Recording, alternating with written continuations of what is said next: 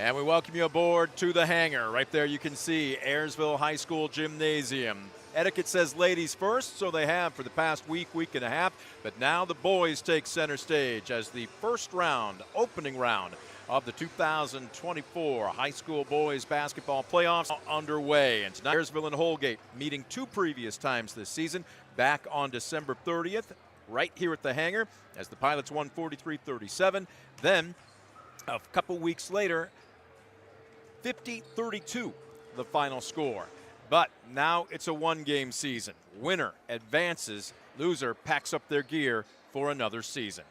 The Ayersville Chevrolet Cadillac pregame show is underway. Brent Albinot, Scoop Miller. We're going to have to do a bit of a truncated version of our pregame here this evening, so unfortunately not able to get Coach Wolfram's interview in, but instead we are going to go to our player profile, and he is Carter Michael, the senior who does a little bit and a lot of everything. He averages 11 points, 4 boards, and nearly 2 assists per contest. We'll take a quick timeout. When we come back, he'll break down the season to date and what it would mean to continue his senior career. Don't you go anywhere. The Ayersville Chevrolet Cadillac pregame show continues right after this on DCTV Sports.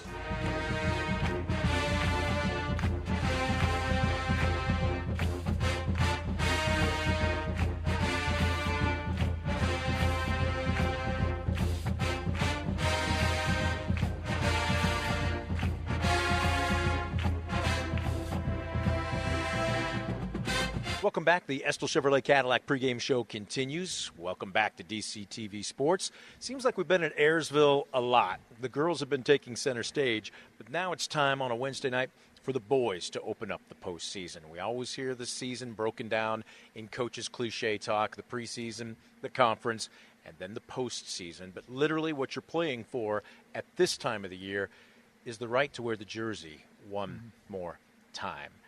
Do they want to wear the jersey one more time? We've got our player profile, Carter Michael, joining us right now. He's going to let us know. Now, the roster listed you at 5'9" at the start of the season. Yeah. And Coach said, cross that out. He's 6'2". Is 6'2" accurate? 6'3" shoes. The physical says 6'2". But So, I still find it funny. Every other school still lists me as 5'9" during the starting lineup, so I always get a good laugh out of it. by now, the scout is out, so they know that you're not a short guard, that you're a post instead. So what do you weigh? About 185. Okay. Now, how much did you add, or did you just maintain from last season? At the end of last season, I was about 170. Came into this year about 195, and I usually lose about 10 pounds throughout the course of the season. Okay. So is it tougher for you to put it on or take it off? Definitely put it on. Okay. I've always had trouble putting on weight. Most of us would say we wish we had that problem. Yeah. I'll give you a little bit of my metabolism. Let's share. In all honesty, though, let's talk a little bit about coming from last season into this year, junior to senior year. Did Coach sit the seniors down? Did he talk to you specifically? What were his expectations of you? In past years, all the coaches would always taking us one by one. But last year after the season, turning our jerseys, and they took all us 6 seniors together and kind of had a chat together about, we all got to step up, got to put in work during the summer. Because big point last year was we struggled hitting shots, especially in the tournament, struggled hitting shots all year, struggled with free throws, struggled with threes. Our inside game was what really saved us, but we don't have Tyson anymore, we don't have Weston, so we need other guys to step up. So what were you individually working on to improve? I think a big point of emphasis this summer was working on my jumper, specifically the pull-up jumper, because I know watching other guys, I've always struggled with the pull-up, and I've always just wanted to get all the way to the rim, but I knew this year I couldn't just do that all the time. So I worked a lot on the pull-up jumper because I know it just adds a whole new element to offense. Now, technically, you are listed as a post or a front court player, and you can play with your back to the basket, but you don't seem to mind coming out and facing as well. No, I think me, Brady, and Garrett can all agree. We don't mind posting up, but especially with the bigger guys guarding us this year, we definitely prefer attack from the short corner because, there's a lot of strong dudes out there. It's tough to post up on them. So it's been a little bit of a roller coaster ride for this team, especially through the early and even the mid part of the season. After that heartbreaker here against Tenora. The wins were tough to come by, and you were all within, I think, was it 4 points or less during that losing streak. But as I was talking with Coach before we started the interview here, you have seemingly found your stride again. You come into this one, I think, is on a 5-game win streak. What's been the difference? You know, honestly, I think we're just playing with so much more confidence right now. I think it all started at Edgerton because we only won by 10, but it was just such like a relief to finally get that win. And then go the next day, beat Stryker, really good game. You know, their record doesn't indicate it, but they're a really good team. Especially they pushed the ball really well that day. So that was a really good win. And then we come back and we just blow the doors off of Fairview and Montpelier, which are two pretty decent teams. And, you know, I think we just got so much confidence from those 2 wins that shooting the ball, pushing the ball, defense, you know, we've just been playing so much better. So let's preview tonight's matchup. Holgate, not unfamiliar with them. As a matter of fact, I think this is going to be the 3rd time you faced them this season. Break them down for us. You know, they're Holgate. They play so hard. They know everything about us. You know, it's never an easy game with them. And they've got the stud X. Yes. That's what you call Xavier, obviously. But it sounds like Brady has him. Yeah. Any idea who you're going to match up with? You know, they have a couple of bigs who have started throughout the year on and off, so I'm guessing I'll be on one of them. They have the Meyer kid, 21, I believe, and then there's number 20. I can't recall. 20 is Engel, the junior. Yep. Keys, what do you guys have to do to walk off the court a winner? You know, honestly, I think we just have to play our game. We go out there, execute our plays, play our game, we'll be fine. Last year we kind of came out flat, came out tight, and we just didn't play well. And they hung with us the entire game, only won by 1. That sounds like a future coach right there. Let's talk a little bit beyond basketball. You're a multi-sport athlete. You also play baseball, correct? Yep. What position? Catcher. So a little physical. Yeah. How good are you going to be this year? You know, I think we'll be pretty solid. Just got to find a way to get base hits. Our defense and pitching last year and the last couple of years has always been really, really good. It's got to find a way to put runners across the plate. We got Abe Delano returning as a pitcher. Wrestling stud. Yeah, he is also committed D1 to go to Northern Kentucky as a pitcher. Lucas Fishpaw, one of our guards, is a great center fielder. And Ben Amoroso, too, another one of our guards. Great, just plays everywhere. Great defender. The term is student athlete. Mm-hmm. If you're going to play, you need to stay eligible. Yep. And from what you were telling me, you've got a 4.0 plus for a grade point average. Is that correct? So a member of the National Honor Society. Yes. You are going to go to Ohio State after graduation. Correct. Any idea what your discipline or your major is going to be? I think I'm going to study exercise science, and I don't know if after Ohio State, plan to go to either PT school or PA school. Well, you lead me to my next question then. If we came back and did an interview in another 10, 15 years, what do you plan on doing? Yep. I would. Right now I'm leaning physical therapist. I job shadowed both, but PA, obviously still a great job. It's more just which school I get into rather than which one I choose. Well, we're not going to graduate you just yet. You still got a few more months. Yep. Most important game is the next one up on the schedule. For sure. Let's circle back to what I was mentioning at the beginning of this interview. The next loss, and this team is done. It will never take the court again in the same form, especially for these seniors. Do you guys openly talk about it? What are your goals? You know, honestly, we try not to talk about it all ending because we just don't want to talk about it. But obviously, goal is to get back to the district, and then from there, just keep playing hard, get to regionals. At this point in time, it just becomes about will to win, doesn't it? Yes, for sure. How much will you got left in you? You know, well, this is my favorite sport, definitely, and I've worked like my whole life for this season, and I don't want it to end yet. So. All right, so here's to a big win. Best of luck to you. For sure, thank you. Carter Michael is our player profile. Don't you go anywhere. We're back with more of the Estill Chevrolet Cadillac pregame show right after this. You're watching DCTV Sports.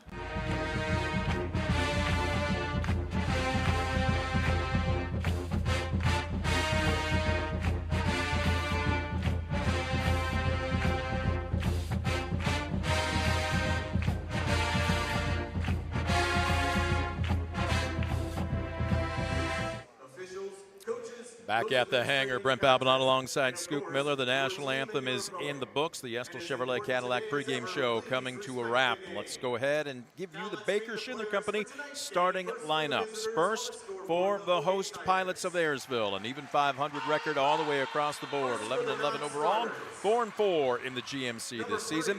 They will send the usual suspects out onto the court. At the point, It will be Ben Amoroso, a 5'9" senior. Amoroso, pretty much the straw that stirs the drink. He doesn't do a lot of things that look glossy, but his presence on the court is a stabilizing factor. He averages 5 points, 2.5 boards, and 3 assists per contest. At the off guard, the freshman, he got into the starting lineup in December. He's never let that spot go. Jeremiah Peak. He's averaging 8 points and 3.5 boards per contest. Garrett Flory had that injured ankle a couple of weeks ago. He is back. He's telling me he's 100%. And they're going to need him. Flory stands in at 6'6" at the swing. He averages 9 points and 3.5 boards per contest. Our player profile is Carter Michael, 6'2", team's leading scorer. Michael comes in averaging 11 points and 4 boards per game. And in the middle, another big beefy senior, Brady Clark. Clark averaging 9 points and 5 boards per contest. On the flip side for the Tigers, led by head coach Anthony Jackson, 7-15 overall, 3-5 in the Buckeye Border League. He will send the following 5 onto the court. Caden Geisegi. Geisegi, a sophomore point guard, although they'll see a lot of guys bring the ball up the court, but he averages 3 points and 2 boards per game. Logan Miller at the off guard. Again, Miller, a senior. He is averaging 4 points per ball game. At the swing, Jarrett Engel, number 20, a 6'2" junior. Engel's numbers on the season. He doesn't score a lot, but he plays defense. 2 points, 1 board per contest. Dylan Becker will be your power forward, number 24. He is a 6'1", 190-pound senior. Becker's stats on the season, 7 points and nearly 5 boards per game. And then the man they just call X, Xavier McCord. McCord stands in at 6'2", 170 pounds. He's a hybrid, but they list him as a power forward. He averages 11 points and 5 boards per contest. Those are your Baker Schindler Company starting lineups. Scoop, these two teams very familiar with each other. They have played twice earlier. Ayersville got the better of them, but we've talked about this before. In a one-game season, all of that goes right out the window. Well, you're exactly right, and the fact that it's always difficult to beat a good team 3 times. It's going to be tough math here for the Ayersville Pirates tonight, but they're trying to pull off the trifecta and try to pick up their 6th consecutive win in the process.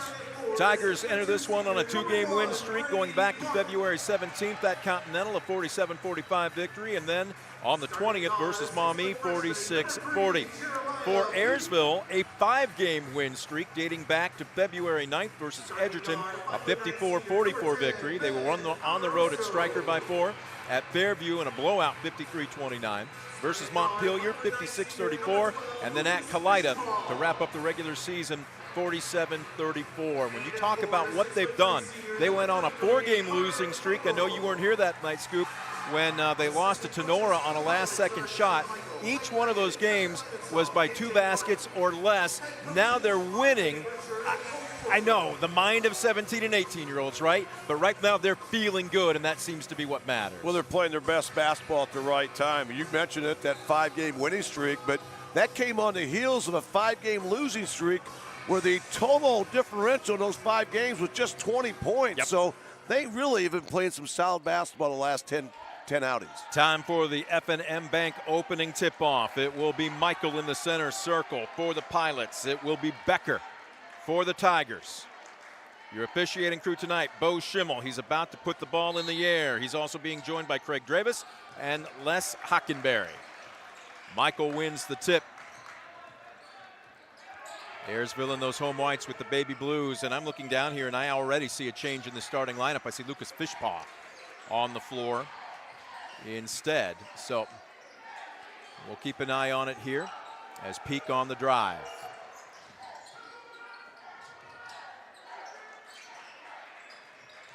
Top of the key, Carter Michael going to work into a triple team. Nice pass down low to Amoroso. Kicks it back out. Peak buries a 3. That'll be a Premier Bank 3, and the Pilots draw first blood. Tremendous first possession. They got everyone involved. They got a lot of touches. They got the ball inside, and then they go inside out, and what a job by the freshman to bury that Premier Bank 3. On the drive, a little contact. Logan Miller cut off on the baseline. We've got a whistle. Foul's going to be charged to Brady Clark, his first, team foul number 1.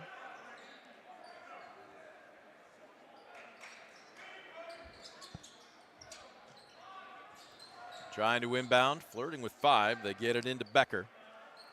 And now the Tigers will slow it down. Out in a man-to-man defense. Right now the Tigers trying to survey things before they put their half-court offense into motion. Beyond the arc, Miller really being dogged by Fishpaw. He's talking with Coach Dave Retcher. He's one of the co-coaches for Ayersville, and he said Fishpaw just has an edge to him. As Amoroso comes up with the steal, they run up his backside. No call. That's a turnover. Here come 3-on-2 purple jerseys. Michael with the deflection. Good ball movement from the middle of the paint. Miller's 15-footer no good, and we got a whistle. I believe this one's going to go against Engel. It is his first. A good transition defense that time by the Pilots after they turned the basketball over at the other end. Then great job securing that rebound, keeping the Tigers to 1 and done. Amoroso across the timeline. He's being dogged by McCord. So they're putting technically a forward on the point, but he's a good all-around athlete. As the pass goes down low and off the fingertips, but deflected out of bounds off of the Tigers. They were trying to feed Brady Clark posting up. Right now, this is a very active Holgate man-to-man defense. They're really trying to pressure every dribble, every pass, every shot. They've already forced 1 turnover, looking for another. Michael on the drive, pushes off. They're going to call him for a charge. Goddard Michael with his first. Well, that's great one-on-one defense. You know, when you're out in the perimeter, you have to really win those battles. You don't want to get beat where you're forced to come over and double team and free someone up. At that time, tremendous lockdown defense. The second turnover. 2-2-1 press being shown. Oh my goodness, Carter Michael ran up the backside of Caden Geisige, and he has now picked up 2 quick fouls. The question is, will Logan Wolfram? We got our answer immediately. He's going to have a seat. Well, no hesitation. Dave Retcher right away, realizing that's a second foul just 2 minutes in. Is going to have to give him a breather here, perhaps for the rest of this first quarter. We'll see how things play out. At that time, an easy call as Geisige was completely trucked that time from behind. So Flory now into the ball game as they get it into the paint, kick it back out. Boy, the ball movement has been spectacular in the early going for the Tigers, but off the mark. Mouth guard halfway out of his mouth. Fishpaw brings it across the timeline. Peak out in between the circles, and they're set up their half-court offense. Nice crossover, beautiful screen by Clark, and he buries the jumper. Wow, you talk about coming out with a lot of confidence. That's exactly what Jeremiah Peak has done. That time, pretty good man-to-man pressure by the Tigers, but just better offense. On the drive, Geisige kicks it out. McCord at the top of the key, rattles home a 3, a Premier Bank 3, and the Tigers on the board. What a response there by the senior Xavier McCord, able to catch and shoot in rhythm. McCord just too stellar an athlete to give him that kind of space. He makes the Pilots pay. Nobody down low. They're running 5 out in effect, and look at the, boy, almost kind of a Phil Necro knuckleball. Brady Clark didn't have much, if any, rotation on that. It still almost went down. And here's Miller on the drive as he finishes. And just like that, we're tied. Oh, nice move by Logan Miller, the senior. Gets the teardrop to go. Clark throws this one away. McCord with the steal. It's 2-on-1. Is he going to keep it? He's stripped from behind by Amoroso. Heading the other way, it's 1-on-5, and the point guard wisely slows it down. Well, spectacular transition defense. That time Holgate had numbers, but they turned the basketball over. Flory, good look from beyond the arc. Halfway down, it spits out. Geisige stutter steps into the paint. Boy, they're getting penetration every trip down the court. As this 15-footer from the baseline begs off the front of the iron by Becker. And Amoroso will slow it down. Now, right now, the Pilots with 3 turnovers here, just 4 minutes in. So they're going to have to clean things up a little bit against this aggressive man-to-man Holgate defense. They're posting Clark up in the low blocks. He's the lone big right now with Michael on the bench. Heat check by Peak. He's feeling it early. You know, that's going to be one of those game plan changers right there. You can't expect the freshman to come out and deliver 3 for 3, 2 beyond the arc. That one beyond NBA range. Amoroso almost with another steal. McCord will bring his back across the timeline. Up top, Peak draws the pump fake, and that's easy pickings right down the middle of the lane. Giesecke now in the books. Nice move there by Giesecke, and that's that lookout defense you want to avoid if you're Ayersville. Look out, here he comes. And there was no help to be found. An easy deuce there for the Tigers. Now under 3 minutes left to go in the first quarter. Skip pass. Flory, I thought, might take that on the drive, and he's just playing stripped. Taken away by Giesecke, and he'll slow it down. Miller bounce pass into the blocks. Angle drop steps into the paint. Up and under move. Switches to the left hand. Top move by Jarrett Angle. Well, you can see why he was one of the star players on that 8-man championship runner-up team from the fall. That time just made a spectacular muscle play inside. Tigers back up by 1. Clark, bullet pass. They'll go to the far corner. Flory open for 3. Almost. And I just saw Coach Jackson tell McCord, slow it down. He wanted to run. Now the tempo, I wouldn't call it slow. I certainly wouldn't call it fast. But it's been sporadic as McCord stops and pops. Flory, nice cleanup on the weak side. But right now, the Pilots doing a great job. Holgate does not have an offensive rebound. Peak thought about it. Spins baseline. He's cut off into a double team, and he just threw that one away. That's now 5 turnovers for the Pilots here. Wow. And we still have 90 seconds to play here in this opening quarter. See if the Tigers take the air out of the ball or if they continue to work their offense for a shot. First cutter through, nothing doing. Second cutter. Nice stop and pop jumper by Miller from 17. Tremendous job there by Logan Miller. He's able to catch and shoot in rhythm. String music from mid-range. And now Holgate's gone on a little run here to take their largest lead. Just 3 points. Peak is going to try and tie it as he got another inning. My goodness. Third from beyond the arc. Another Premier Bank three-pointer, and we're tied at 11. And right now, he's got all 11 Ayersville points, and I'm not sure he's hit the rim yet. Press giving him some problems, and it forces a turnover. Now that time, the full court pressure sped the Tigers up just a little bit too much. They got a little antsy. I think they were worried about the 10 count, then kind of made an ill-advised pass ahead. Both teams have had turnover problems here in the opening quarter. A lot of time left, over 30 seconds. As checking into the ball game, Dylan Hinkle for the Pilots. Ayersville being patient. Flory, well, if you overthrow 6'6", you know that pass is high. He falls down, gets it to Clark, and they just need to reset. Well, that's a heads-up move by Clark. Good recovery by Clark. You always have to meet the ball. He saw his teammate was in distress there, came out. That saves a turnover. They're going into a set here. And with Carter Michael on the bench, I'm curious. I think they're going to set something up for Flory. But he picks up his dribble. Peak, with 3 seconds left, throws up an air ball, and that will do it for the first 8 minutes of play. Back and forth we go. 11. More specifically, Jeremiah Peak, 11. Tigers, 11. Second quarter, when we come back, you're watching DCTV Sports.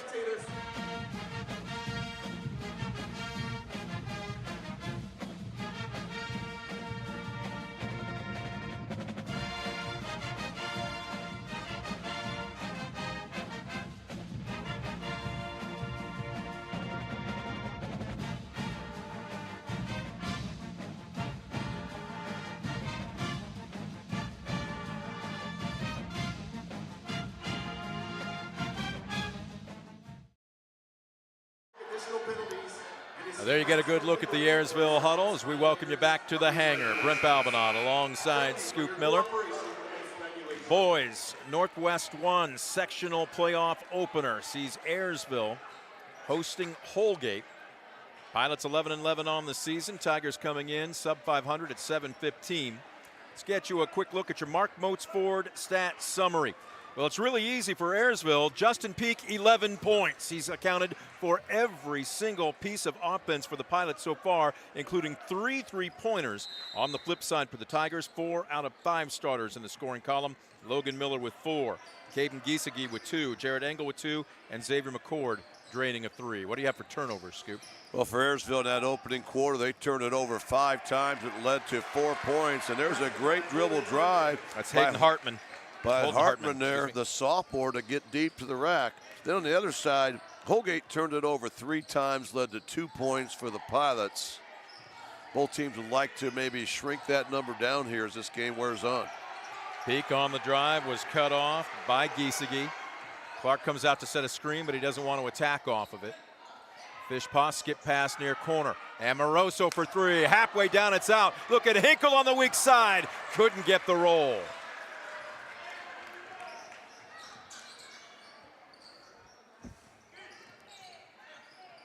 Back the other way.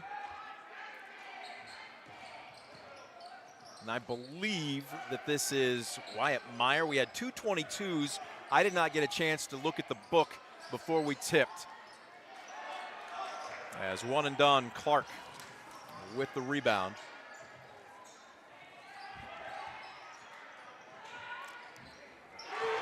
Which one? Go ahead and mention his name.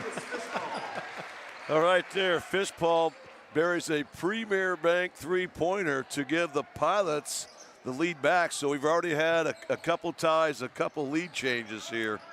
And a lot of threes here by the Pilots early on.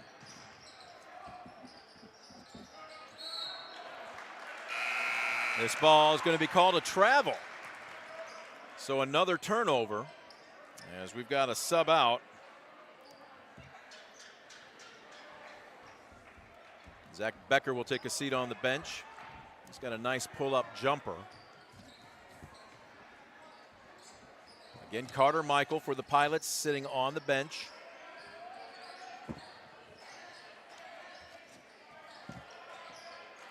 Picked up 2 fouls very early. And right now they're doing really an admirable job with their leading scorer on the bench as Clark kicks it back out, top of the key. Owen Lloyd. They'll go to Amoroso as they're posting up their point guard. Nice wraparound. What a move! Well, that's big time by Ben Amoroso that time. He posted up down low at just 5'9".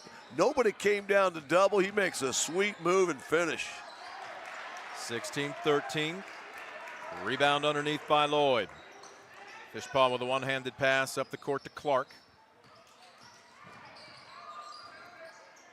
Thinking about it, Lloyd surrenders it to Fishpaw. He's got the much taller McCord on him. Amoroso into the paint, and we've got a whistle. Yeah, nice job by Amoroso that time to get dribble penetration. Holgate forced to kind of hand check there. Gets called for the grab. Foul's going to go against Matthew Healy, who's checked into the ballgame a couple minutes ago. 5'9" guard. Scoop, here's the question. Right now you're leading 16-13, 2 fouls. Are you in any rush to get Carter Michael back onto the floor right now if you are Dave Retcher? Well, right now you don't have to because they're really doing things well at both ends. And here's another offensive rebound. Oh, by look the at Pilots. Lloyd, right to Amoroso. Now you can see Ayersville really starting to emerge here, and a smart timeout by Coach Jackson, who's not happy. No, he wanted a foul. And he has given it to Bo Schimmel right now, a 30-second timeout, so we will keep it here. Well, good to see at least a couple of other Pilots into the scoring column. Fishpaw with the 3, Ben Amoroso with a nice drive, and then just being good without the basketball, and a nice feed from Lloyd. As a matter of fact, 7-2 is the run right now for the Pilots to start the second quarter to lead by 5. I know you had turnovers, but what do you have for board work for both teams right now? Well, in the opening quarter, it was 4-3, rebounding edge to Ayersville. And then right now, both teams have a couple rebounds here in the second quarter. So just a slight edge for Ayersville. But what Ayersville's done so well, Brent, they have a couple offensive rebounds. Meanwhile, Holgate does not own an offensive rebound. That could loom large here as this game unwinds. Right now, the Pilots getting it done without their captain and leading scorer, Carter Michael, on the floor. Out in a tight defense. And look at that, Clark with a facial on McCord. It's right back to him. Lloyd rotates over, and that's a tough call. They're going to call him for a blocking foul. Still, you love the effort, don't you? Yeah, you have to love the effort, really both sides. That time, as you mentioned, McCord gets swatted, but to his credit, he gets the rebound, goes right to the rack, draws the contact. Each team now with one personal foul here in the second quarter. Top of the key, that pass was just a little hot right through the fingertips of Miller. That'll be another Holgate turnover. Well, that's the third turnover here in the opening 3 minutes and 21 seconds for the Tigers. So both teams have had their struggles taking care of the basketball.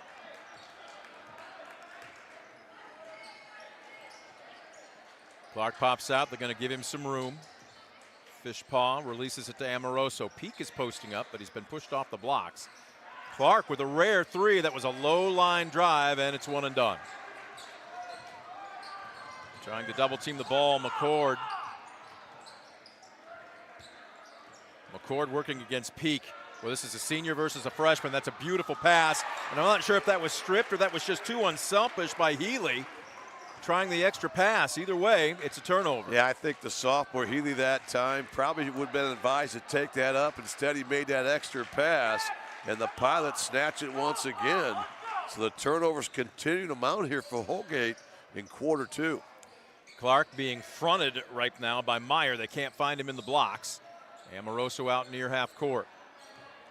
Garrett Flory about to check back in at the next stoppage of play. Approaching 3.5 minutes left to go here in the first half. Peak, getting a little loose with the ball. Amoroso on the baseline drive. Nice dish. They'll reverse it, still nothing doing. Lloyd in between the circles. And Coach Retcher wants a 30-second timeout. We'll take one with him with 3:15 left to go in the first half. Pilots 18, Tigers 13. Back with more postseason basketball sectional playoff action live from Ayersville on DCTV Sports.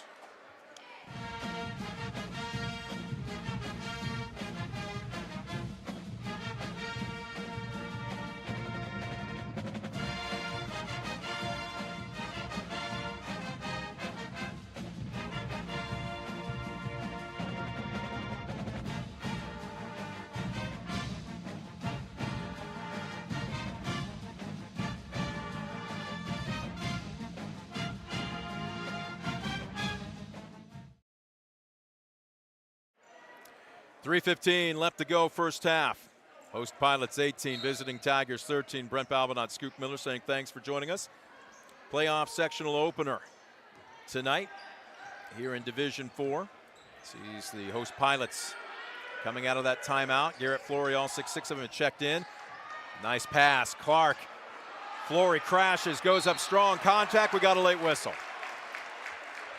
Yeah, late, but the correct call. That time, credit to Garrett Flory. Just came in after that timeout, and that time he goes unchecked, goes up over everyone, gets the offensive rebound, and now he'll get a chance to give this team a little separation here as he gets two from the charity stripe. First one up and in. He's a 74% free throw shooter. Those are his first points, or more specifically, that is his first point so far in the evening as Owen Lloyd takes a seat on the bench, and he did a great job in more than spot minutes off the bench. Second is on the way. Smooth looking stroke. He's got them both. Largest lead of the game for either team. Pilots enjoy it, up by 7. And we got a 1-2-2 zone press here. Tigers flirting with 10, and they give it up on the turnover. Tremendous trapping defense that time by the Pilots. That's the 8th turnover of the opening half for Holgate. And wow, you just don't have that type of margin of error when you're playing a team on the road that's really coming in hot, winners of 5 straight games. Flory, low posts, fades. Oh, Clark flying in from out of nowhere. Now we got bodies flying everywhere, and what's the call? Flory thinks he was undercut. He came down on top of Becker, and now we got a conversation. This is going to be an interesting call right here. 24, it's going against Becker. And Holgate fans, and in particular Coach Jackson, not happy with the call. Look, somebody was going to be upset either way on that one. Yeah, I was really concerned Coach Jackson there wasn't going to like the results of that call. But another offensive rebound here for the Pilots and another opportunity for some second chance points. Is Holgate in a zone here? No, they're not. Fishpaw really being dogged by Miller. They run peak through nothing doing. Fishpaw in between the circles. They'll reset. Off a Clark screen, he rolled, but they switched. They stayed with him. And that was just a forced pass by Amoroso. With the steal, splitting a double team, and McCord draws the foul. He'll go to the line. Oh, nice answer by Xavier McCord to get out in transition and try to get deep the rack. He's the one guy, I think it's going to be one of those nightmare matchups for Ayersville when he's out in the open floor. And now he'll head to the charity stripe, trying to end what's been a 6-minute run here for the Pilots, and he connects on the first of two. He's a 73% free throw shooter, best on the team. If you remember from football season, McCord, a star quarterback, defensive back as well, that led that team all the way to that state championship game before falling short to Toledo Christian in that 8-man state championship. 2015, under 2 minutes left to go in the half. Carter Michael has been sitting since early in the first quarter at the 6-minute mark with 2 fouls. Peak had all 11 of the Pilots' first quarter points. Fishpaw on the move. Flory posting up, middle of the paint. He's got it. Gonna back his man down, fades away, give him 2 off the square. Tremendous job by Flory. You can see it in his eyes. He's determined. He's gonna take it to the rack. He loved the mismatch he had, used his strength well. Stopping and popping, good looking jumper, but it's a little short off the fingertips of Miller. McCord with the board. They'll reverse it. Coming up on a minute left to go in the half. McCord driving baseline, beautiful finger roll. Big time take by Xavier McCord. That time he recognized a too aggressive closeout on him, took it straight to the rack. The help was late getting there. Peak setting a screen. Amoroso stops and pops from the elbow. Whatever he had for breakfast, Coach Retcher wants him to continue it. This is a young man that's only averaging 5 points per game. He's got 6, and we're not even at the half. He's playing with so much confidence. That was just a very courageous shot that time, but he's been doing that the entire night here. And look at his defense there, cutting off the baseline. McCord, oh, that's just as tough a shot as you can get. I don't know how much better defense Brady Clark could have played there. For Brady Clark, he's got a good wingspan there at 6'2". He was all over McCord. McCord's able to snap the twine there, and a huge answer to get this down to 5. 7 seconds and counting. Peak, 5, 4, and oh my goodness, they're gonna call him for a foul. Actually, I take that back. They're going to call an illegal screen on Brady Clark. And that's going to be Clark's second, so he'll sit the final 3.9 to avoid picking up that third foul. But this will give Holgate one last opportunity. It's perhaps going to be a 3 and a prayer. But they've got time here with 3.9 seconds. Yeah, they can get a couple dribbles in the pass in and get a decent shot off. Boy, if they can convert here, this would give them that momentum they need heading into the locker room. McCord crosses half court. He'll take a good look from 3. Oh. Got it! Xavier McCord. And then leads the team on a sprint to the locker room. Xavier McCord draining a 22-footer at the buzzer. And just like that, we got a new ball game. The lead cut to 2. Wow, that's a big-time Premier Bank 3. Just a gutty play. He knew the time. He got every ounce out of it he could. And wow, huge clutch shot by McCord. He now has 12 of the 22 Tiger points. Both teams heading to their respective locker rooms. We will take a quick First Insurance Group timeout. When we come back, the Midwest Community Federal Credit Union halftime show. You're watching DCTV Sports.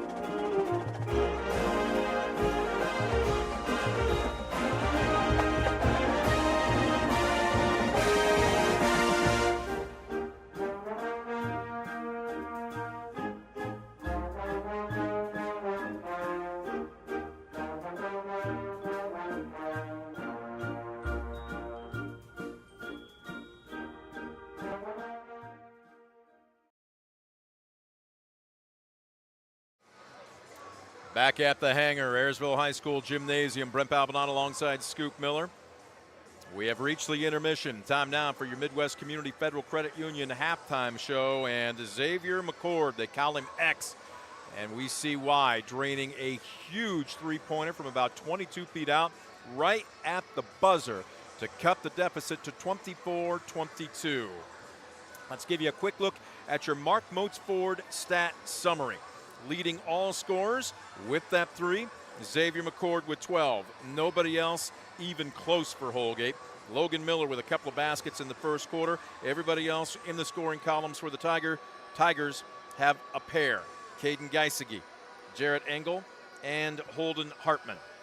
On the flip side, for Ayersville, it was the freshman Jeremiah Peak who was absolutely sizzling in the first 8 minutes. As a matter of fact, he scored all 11 points for the Pilots, including 3 three-pointers.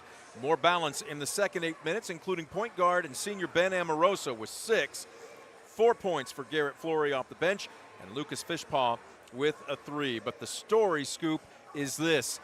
Leading scorer and senior captain Carter Michael had to head to the bench just 2 minutes into the game after picking up his second foul. Just before the end of the half, the other starting post for the Pilots, Brady Clark, also picked up 2. Is that something that if you're Coach Anthony Jackson and Holgate, you want to take advantage of in the second half? Well, I think you certainly make an attempt to, because we saw the fact that Ayersville really needs to have Michael out on the floor. He's such a gifted athlete. He can do so many things. But, the reason I think they sat him out so long, Ayersville played really well once he got out of the game. And they got off such a great start in the second quarter. So it's like, hey, if it ain't broke, let's don't fix it. So, but credit Holgate. They had that nice run there at the end of the half. 5 quick points in the last 30 seconds. And all of a sudden, we got a one-possession game heading into the second half. All right, so that's offensively for Ayersville. Let's talk about defense. Who do you put in charge, or do you just use up as many fouls as possible? But if you are Xavier McCord, I would probably guess he should expect to be face guarded for the next 16 minutes. Well, no question about it. He really stepped up and just kind of carried the load offensively when they had no answer against that Pilot defense. I mean, the Pilots in the second quarter alone turned Holgate over 5 times. They converted some of those to buckets at the other end, but the X factor, as they say, really emerged there when things got tough for Holgate, and now they're right back in the thick of things. Anybody's ball game, just one basket separating the two. Ayersville 24, Holgate 22. Those are your Mark Moatsford stat summaries. We're going to take a quick timeout. We're going to be back right after this with more of the Midwest Community Federal Credit Union halftime show. You're watching DCTV Sports.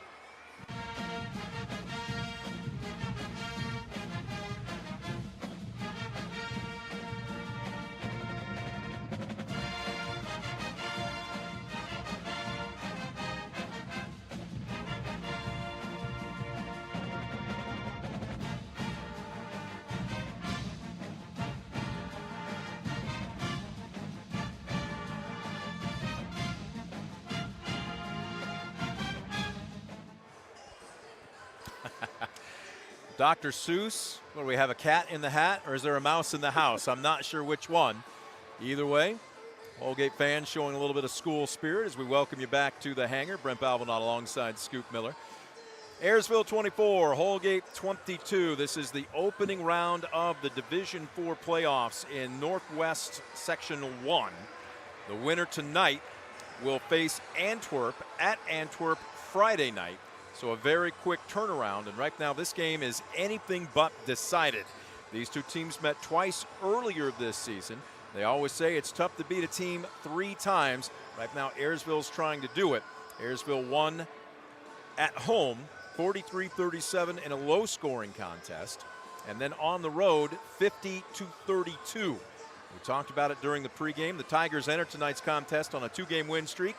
The Pilots on a 5-game win streak. As a matter of fact, Scoop, during that 5-game win streak, only one team has scored more than 40 points, and that was, more than 50 points, and that was Stryker back on February the 10th. Now, no surprise, if you hold a team to 50 or under, you probably should think your chances of winning are pretty good. Does the tempo of this game play into the Pilots' favor? Do you see a sub 50-point game tonight? Yeah, I do. You know, I think both defenses have really been scrappy out there. And in tournament games, the officials are typically going to let you play a little bit more. So it's going to be a lot more contact. It's going to be a little bit more difficult to knock down shots, even inside, because of the physicality. But Brent, going back to that 5-game winning streak, what's so impressive about that is we talked about that was on the heels of a 5-game losing skid. You know, 5 games that were right there within grasp, but they fell short. And a lot of times that can take the air out of you. It's easy to think that this isn't our season. You start folding things up, but credit this Pilot team. They're playing their best basketball at the right time. And then even though Holgate comes in on just a 2-game winning streak, that's their longest winning streak of the year, so they're playing perhaps their best basketball as well. And what I like about this atmosphere here, Brent, the fact that even though Holgate now is in the Buckeye Border Conference for the 3rd year, it's nice to see that this is still a great rivalry between Ayersville and Holgate that goes back a long ways. There's no lost love between these guys out here. You can see it. You gave us the breakdown for Coach Wolfram and Coach Retcher. Let's go to Coach Jackson's perspective here in the next 90 seconds. Obviously, Xavier McCord, I don't want to say carried the first half, but really 12 of your team's 22 points, he shouldered the largest burden. What do you do to get a little bit more balance, possibly get a couple of other guys involved offensively? Well, I think it's going to start with controlling the boards. You know, right now, the only offensive rebound that Holgate has is that time McCord got swatted in the corner and it came right back to him. Other than that, they don't have an offensive rebound, so they have to do a better job of attacking the glass, not just assuming the shot's going in. And then they have to have an answer, I think, for the inside game of Ayersville. We saw what Garrett Flory was doing there in the final 3 minutes of that second quarter. I look for the Pilots to try to attack inside right away here to get a quick start in this 3rd quarter. Less than a minute left to go before we resume play. 3rd quarter action about to start. Looking to see the 5 that will take the court. And if any indication, the 5 that are sitting down, it looks like it will be the starting 5 that began the game. Fishpaw instead of Flory. But again, a key to take a look at. Number 33 there, Carter Michael, and number 1, Brady Clark, both with 2 fouls. Nobody, with maybe the exception of Jarrett Engel on the Tigers roster, with more than 1. And Brent, I see the entire Antwerp coaching staff here sitting right next to head coach Doug Billman. And right now, if you're those guys, you have to keep taking notes on both these teams because this one is certainly still in the balance, quite obviously. But I think this first 3 minutes of the 3rd quarter could be the telltale here for either team here tonight. Whistle sounds. Pilots will have the ball to open up the second half.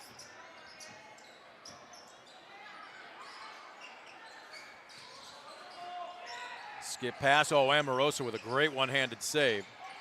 Clark double team, kicks it back out.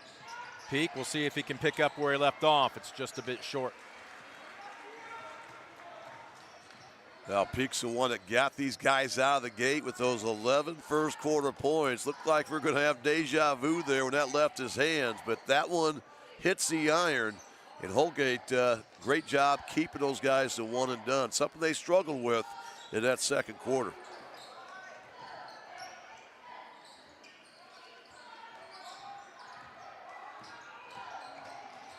Working east-west. Ayersville out in a man-to-man. They're going to feed it down low. Becker trying to go to work against Peak. Leans in, count it, and 1 coming.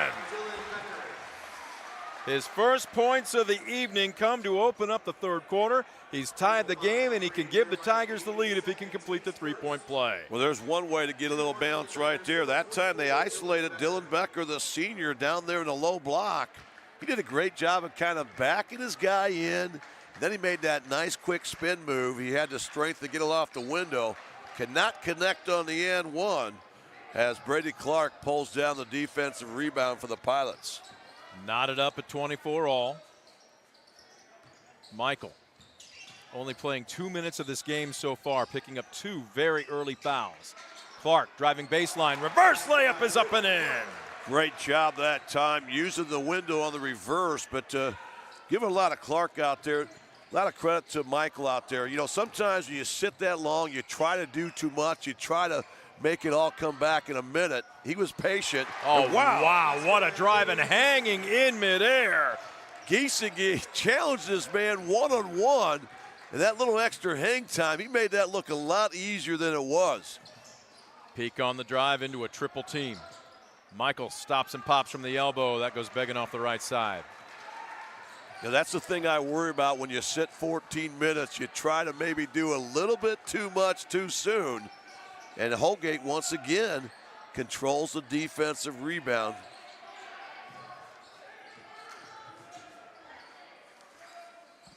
Ball reversal. Top of the key. Engel released it.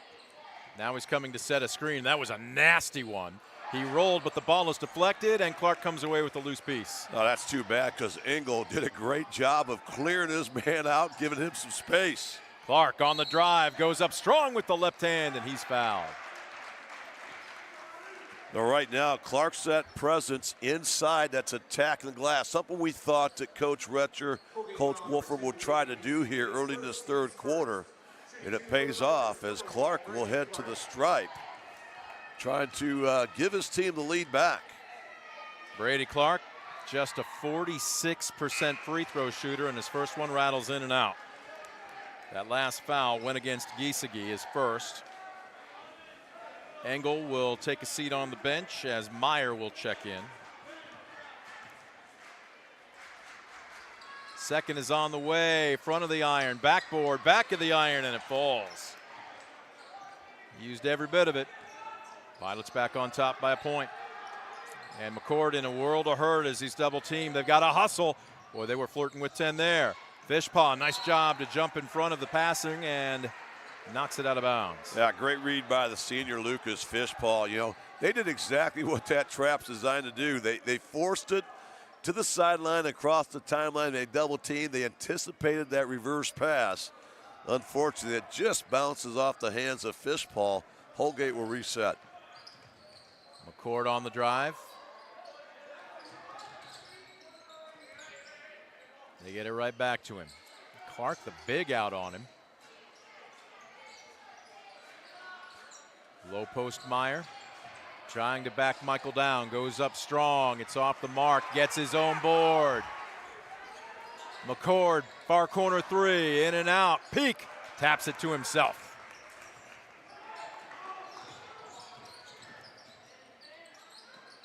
Peak on the trailer. Doesn't get the roll. One and done. Well, they are banging away. Whoa, and they're going to call a blocking foul on Fishpaw. And Garrett Flory immediately up and at the scorer's table. Yeah, that time Fishpaw just not have the position he needed. He needed to take maybe a deeper pursuit angle. Instead, he gets called for the block. And now Holgate will bring it up, and Ayersville drops back to man-to-man pressure in the half court.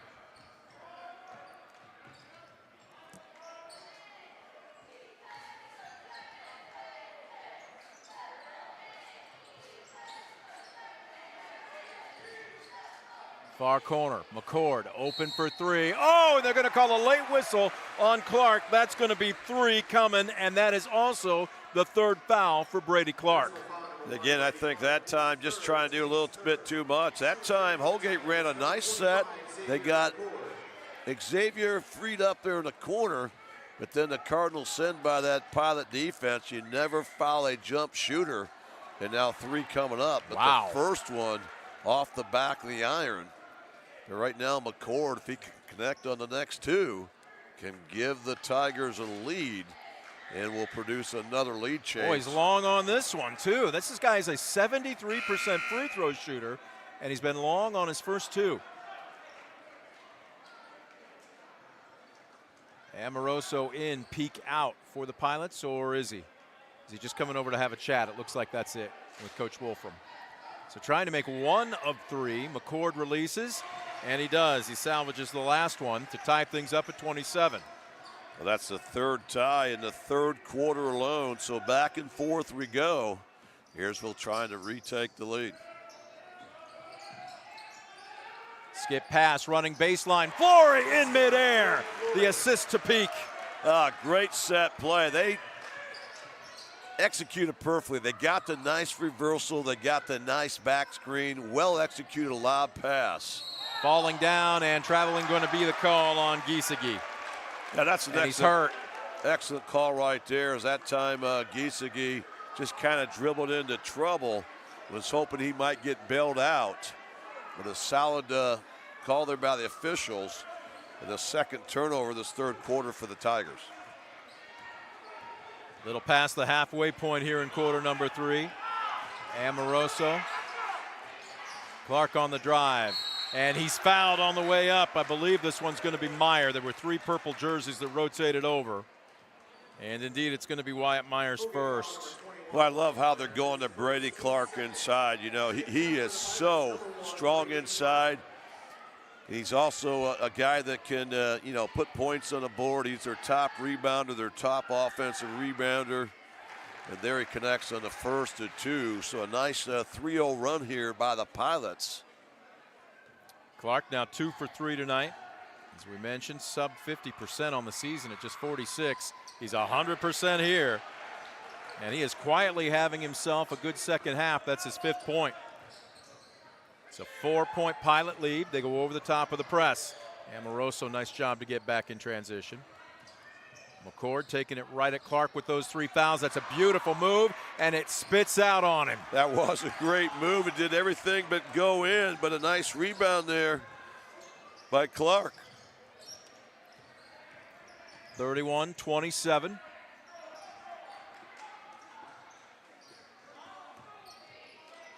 Michael, he's had just 1 touch, 1 shot tonight. Flory on the drive, cut off. Reverses, goes back in strong, and he's going to be called for a charge. I tell you what, that's a great play by the sophomore Caden Giesecke. He is so good defensively. He's that guy that can get a 5 count on you. He's so quick, anticipates well. But that time, he was set up nicely there. He almost pitched a tent down there. He was anticipating that drive, and he takes the charge. Boy, that's a big play. That's how you want to win games at the defensive end with that type of effort. Oh, wow. Engel had the baseline, but he didn't look for it. Now he cuts. Tigers' ball movement is becoming a little bit sharper. Nice drive, nice wraparound pass. Great anticipation, though, by Amoroso. Yeah, just too many extra passes. You get the ball at the low block, you have to take it up strong. Let the other guy rebound if you need it. And there's Giesecke with a huge rebound for the Tigers, who are going to slow things up. You know, right now, I think Holgate real fortunate to be down just 2 possessions. So right now, get disciplined, get a quality shot here. Try to make this a 1-possession game. Coming up on 2 minutes left to go in the quarter. McCord dribbles into a double team. Flory staying tight on Becker. Becker wraps around. Oh, and somehow gets the scoop shot to fall. Wow, what a move by the senior Dylan Becker. Ayersville had him locked in. They did a great job of bodying up, not letting him get deep. But Becker trying to make the all-scoop team right there with that left-hand delivery. And wow, that's a huge shot in the arm. And right now, if he can connect on the end 1, this will make this a 1-point game. He comes in 57% from the stripe. Oh, he's way off the mark there. Do we have a lane violation, though? Yep, I think they were going to wave that one off. No, they're just going to call a foul. And that's Engel's 3rd. Wow. So that's going to be the 3rd team foul for the Tigers. So 1 more foul to give here before putting the Pilots in the penalty. It looks like Jared Engel will take a seat here, the final minute 54 of quarter 3. But right now, Ayersville just has to find a way to get back in that offensive rhythm, attack inside, try to get that isolation inside to Clark, and there he is. He's got it. Turns, fades away, in and out, no good. Michael mistimed the jump and couldn't get the tip. Oh, an excellent look by the Pilots. They got it where they wanted, got a decent look. McCord running one-hander, gets the roll. Now the X factor once again stepping up in crunch time. And credit to senior McCord. He went in there, just made a nice play, gets the shooter's touch. Peak into a triple team. Lots of contact traveling the call. Coach Retcher, hands on his hips. Don't think he agreed, but he's biting his tongue. So the travel is actually going to be on a Holgate player. Oh, my goodness. Who had the steal. Oh, my goodness. Okay. Coach Jackson is not going to like that replay, I'm sure. McCord reaches in, knocks the ball out of bounds. Are they going to call him for a foul in the open court there? They are. That is just his first. And right now, if you're Holgate, you have to be careful here. That's the last foul to give. So right now, you've been playing solid defense. Get locked in. Avoid those frustration fouls. Peak to Amoroso. Just over a minute left to go in the quarter. Deadlocked at 31. Amoroso averages 5. He's got 6. Michael just forced to pass and stolen away by McCord. He's going 1-on-3. He doesn't care. Nice pass. Baseline jumper is up and good by Hartman. Great job by Hartman knocking that down, but credit McCord. He read that play like a book, got the steal. Great penetration, nice assist. And we have another lead change as the Tigers take the lead here. First lead of the second half for the Tigers. 30 seconds left to go. Holgate's fans making the trip, spurring on their defense. Flory on the drive, 360 spin. He'll head to the line. You know, that's the Flory we saw there in that second quarter that Holgate did not have an answer for. Nice to see Ayersville get back to him a little bit. And that time, Holgate did all they could, but they were forced to foul. And now an opportunity to tie things up from the stripe. The first one up and in for Flory, who comes in, as you mentioned, Brett, 74% from the stripe, one of the top free throw shooters for the Pilots this season. So Coach Retcher is going to sub out his bigs. Carter Michael and Brady Clark will both catch a seat for the final 19 and 7/10 seconds of the third quarter. Flory's second is on the way. He got it. We'll look for a little bit extended pressure here to try to eat up some of this last 15 seconds of this third quarter. And it's been a good draw one. Back. Fishpaw's going to be on McCord. Peak is waiting to help. McCord drives, dishes, far corner. One and done. Peak, can he outlet? Boy, they are really getting physical. Out of bounds, Ayersville's ball with 0.8 of a second left. And that time, Holgate awfully fortunate to not get whistled Yeah. on a foul with less than a second to go, 85 feet away. Bullet pass, Flory catches and shoots at the buzzer and banks it in! That's a game changer. What a big time play there as they get a 3 to beat the buzzer, a Premier Bank 3 off the window. Wow, that's big time. Garrett Flory makes a deposit at the buzzer, and just like that, Ayersville back on top. 36-33, final 8 put up on the scoreboard. Don't you go anywhere. This thing far from settled at the hangar. We're back after this on DCTV Sports.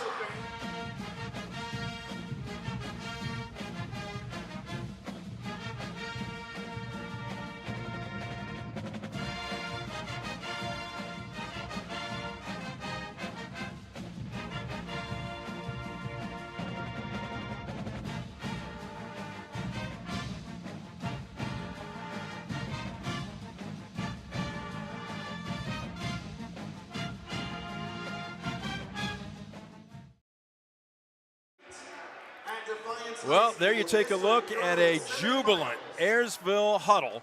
And why not? With 0.8 of a second left, Garrett Flory banks in about a 23-footer. And that is the difference in our score right now as the Pilots lead the Tigers 36-33. We welcome you back to the hangar. Brent Balbanon alongside Scoop Miller. This is the opening round of boys Division IV Northwest 1 sectional playoff action. The winner will travel to Antwerp Friday night. We'll get you your Mark Moats Ford stat summary at the next stoppage of play. Well, Brent, as good as that 3 was by Flory, I thought the pass was equally impressive. Yep. There's a steal by Clark.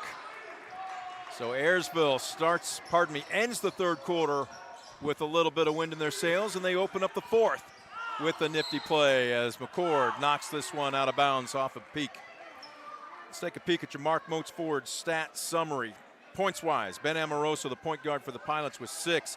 Jeremiah Peak scored the first 11 of this ball game. That's what he has right now. Garrett Flory with 7 in that third quarter. He's got 11. And Brady Clark with 5. 3 points off the bench for Lucas Fishpaw. Clark on the drive, fades away. It might have been partially blocked. Xavier McCord with 14 to lead the Tigers. Nobody else even close. Scoop, you've been keeping track of boards and turnovers. Well, in the third quarter, both teams turned it over 2 times. They did a much better job being strong with the basketball. Rebounding-wise, it was a 7-5 advantage for the Tigers, so they did a much better job, too, after being out-rebounded in that opening half. Flory with the board makes it one and done. Pilots trying to add to a 3-point advantage. Oh, that was just a lazy pass. McCord anticipated, coast to coast, and that's going to be a goaltending call on Flory. That credit McCord once again. That's the second time he's got a steal and a run out here tonight. You always talk about in big games, points from the defense sometimes could be that deciding factor. McCord's done his share of that work tonight defensively. He's been all over the floor. That time, a really soft pass, but maybe a freshman mistake there by Peak. You have to meet that pass. You cannot wait for that pass to get to you and maybe step in front of McCord. Instead, 2 points by the defense and a much-needed hoop there by the Tigers. Peak. They run Flory as a cutter. He's got it. He runs right into a brick wall and Engel. Michael, that's going to be a charge. No, it's going to be a block. Holy cow. Wow. Carter Michael has taken just 1 shot in this entire game, and they're going to call a blocking foul there. Well, that time, you know, if I'm Anthony Jackson, you know, I'm happy with my defense right there. Yep. Really did a great job of getting in good position, keeping his hands back. And, wow, he took a hit, and plus he gets a foul. Those things tend to even out. We'll see what happens. The lob on the inbounds comes into Michael, and it's off the mark. He just hasn't been able to get into rhythm. Still showing tremendous effort, though, as he almost came up with that loose ball. It's a one-possession game. McCord has been Mr. Everything tonight for Holgate.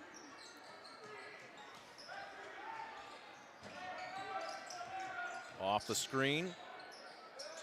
Hartman was cut off. They get it back to McCord, a little bodied up by Clark. Ball kicked out of bounds by Michael.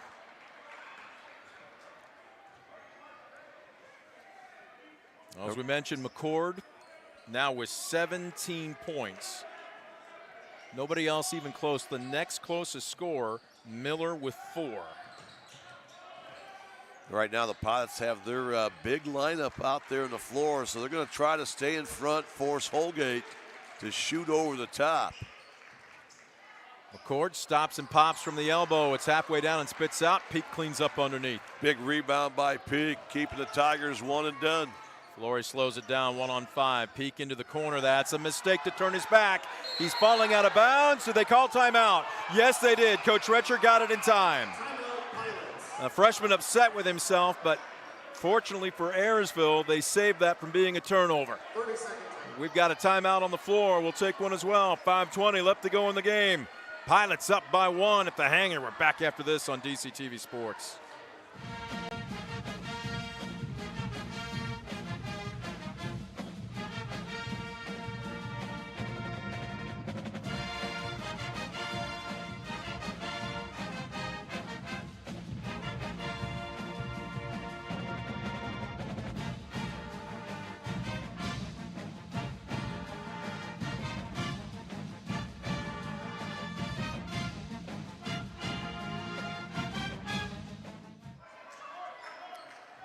.520 left to go in this ball game. Survive and advance. It is the opening round of the sectional playoffs, Division IV boys hoop style here at the hangar. Ayersville 36, visiting Holgate 35. Give and go. Flory on the baseline. They're going to call a jump ball. Well, that's not a popular call here at the hangar. I actually thought that was a solid call. You know, that time the pass was kind of in no man's land. Both guys got there, kind of a 50-50 ball. Ayersville does have the arrow.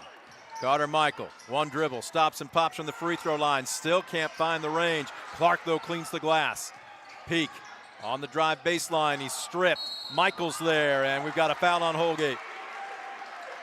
Take your pick. Tell you what, it's getting physical out there. That time, Ayersville fortunate not to get fouled, going for those rebounds. There was a lot of contact there. Holgate had pretty good position. But again, both these teams just leaving it out there. This is the beauty of high school basketball.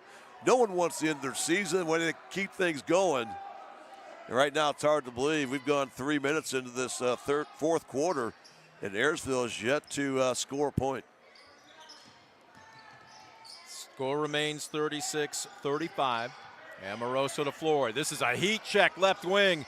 Barely catches the front of the iron, and McCord is there. Tigers can retake the lead with a basket this trip down the court. Textbook check out by Engel that time of the Tigers. His man, he just pinned him underneath the glass, made sure he was not going to get that offensive rebound. And now Holgate looking to retake the lead. Something they haven't had a whole lot of in this second half.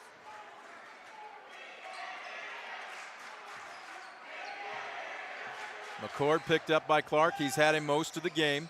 Bounce pass to a baseline cutter. Oh, Michael out of nowhere with the block. He was the last man to touch it going out of bounds. You can't be the first man to touch it back inbounds. And that's where I think 4 other white jerseys were just stunned that he even got to that basketball. Incredible play by Carter Michael. That was a great dish by McCord. Looked like Holgate was going to get an easy layup. Instead, the big rejects by Michael, but he was not reestablished. And the ball will remain in Holgate's hands as we're halfway through this fourth quarter. They switch. Michael's now got him. Now Clark comes over to help, and McCord just dribbled it off of his foot. They're your 2 senior captains, both your bigs, doubling up on the best player for Holgate, and they got him that time. That's great defense by the Pilots, and what's really impressive right now, Brent, Ayersville's not committed a foul here in this fourth quarter, so that could loom large here when we get inside the final 2 minutes of this contest. Amoroso off of Michael's screen. They have not scored either in this fourth quarter. We're over halfway through it. As a matter of fact, only one basket between both teams here in the fourth quarter. Yeah, and that basket ended a 5-0 run that the Pilots had in the final 30 seconds of that third quarter. Peak. He's got to be quicker here. He's just seemingly a step or half a step slow. They're coming at him, and he's not used to it. And we got a foul away from the ball. Down low, Brady Clark was doing battle with Giesecke, and it looks like Giesecke will be called for his third. That's amazing because that took place 35 feet from the basketball, and I'm not sure why they were even jockeying for position down there, but again, that's big because 3 fouls now for Holgate, no fouls for Ayersville. Michael on the drive, stops and pops, still can't find the range. McCord with the board. It's 1-on-4. Look at Amoroso on him, and they're going to call him for a foul in the open court. Great job by McCord to protect the basketball. That time, Amoroso went for the home run there, tried to make a stellar defensive play. Instead, he'll get whistled. The first team foul here for Ayersville, nearly 5 minutes into this fourth quarter. That's not a bad foul. No. McCord was certainly looking to go downhill to the rack. The senior wanted to make a play. And now he'll set up the offense up top. Trying to think how many players other than McCord have taken a shot here in the fourth quarter, maybe twice. On the drive, Hartman falls down, lots of contact. McCord on the drive, left wing, and Amoroso picks up his second.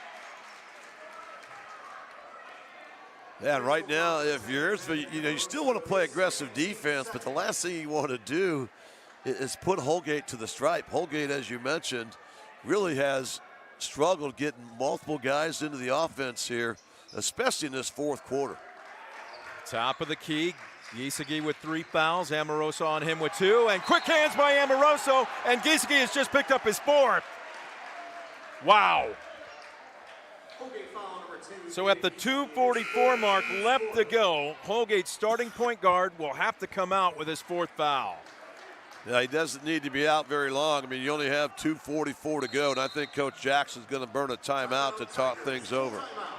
We'll keep it here. Just 2 points, 1 basket scored between both these teams so far here in the fourth quarter. It was a steal and a breakaway layup by Holgate's Xavier McCord. Right now, despite all of that, Pilots still clinging to a 1-point lead, 36-35. But Scoop, you can't go 8 minutes, a full quarter, without a basket or points of any kind and expect to advance. Here's my question for you. What are you drawing up? This possession would seem to be crucial, really, for both teams. Well, it is. You know, you can only rely on your defense so much. At some point, Holgate's going to score some points. But I think Coach Retcher, Cole Wolfram right now, I think you want to try to get an isolation for Garrett Flory inside. The fact that from here on out, if Holgate fouls, you're going to the stripe. Flory, a 74% free throw shooter. He's also been a tough matchup inside for the Tigers, so look for something inside. Only 2 guys have even scored in the second half for Ayersville, the other being Brady Clark. He's 3 of 4 from the line and 1 from the basket. Is he a good second option? Oh, certainly. He's a great second option. And the thing that's kind of surprising, that first quarter by Jeremiah Peak where he scored 11 points, but he's been held scoreless since the last 2.5+ quarters. So we'll see. They've got some options here, obviously, but boy, I like their bigs inside. To me, that's the last place I want that ball to go if I'm Anthony Jackson. Well, Carter Michael averages 11 a game. He's scoreless. Oh, that's just a bad pass. Cross court, stolen away by McCord. It's 1-on-4. He'll stop and pop. Tigers with the lead. Now, once again, McCord's able to get the steal and the run out and points from the defense. Michael off the court, cut off, kicks it back to Peak. He'll put it on the floor. Tough shot from behind the backboard, one and done. Here comes McCord. It's 1-on-1 against Michael. And blocking foul, the call against Carter Michael. And credit Xavier McCord. He is that guy that's stepping up in crunch time. And I love it. He had a 1-on-1 in the full court, and he loves that matchup. You know he's going to the rack. And that time an easy call as Ayersville came over, tried to take the charge, just no position at all. And right now McCord, 3 consecutive points here in the last 20+ seconds. And all of a sudden, Holgate, who had not scored the entire fourth quarter, retakes the lead up by 2. Another big free throw coming up for the senior McCord, and he buries it. 39-36. Just over 2 minutes left to go in the ball game. Ayersville still looking for their first points of the fourth quarter. Flory driving baseline, lays it up and in. Yeah, that's a good take by Flory. And again, I think that's that matchup problem for Holgate. Credit Ayersville for recognizing it and get him the basketball. Here comes that full court pressure. Holgate breaks it. McCord being hand-checked by Amoroso. The question is, will they spread the floor up by 1? Will they continue to work their offense, or will they wait for Ayersville to foul? McCord knows no other way. Drives, dishes, wide open underneath his angle. Oh, what a dish by McCord, breaking down that defense and finding Engel all alone on the backside. Now, wait a minute. We got a stoppage of play here. The clock had stopped. We lost a shoe over here. I think Peak is putting his sneaker back on. And Coach Retcher's calling timeout. $1:23 left to go in regulation. It is a 3-point difference.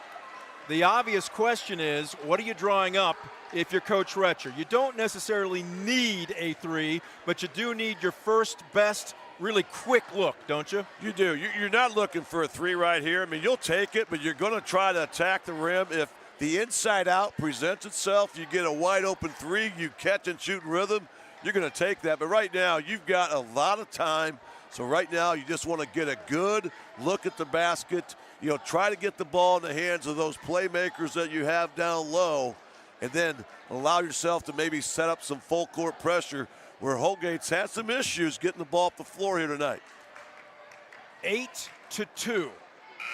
Tigers have outscored the Pilots here so far in the fourth quarter. We're just under 90 seconds left to go. We keep using the phrase, but it applies here. Survive and advance. One and done. Whatever you want to fill the blank in. Winner advances to Friday night. Second round action at Antwerp. Loser will have to buy a ticket if they want to watch.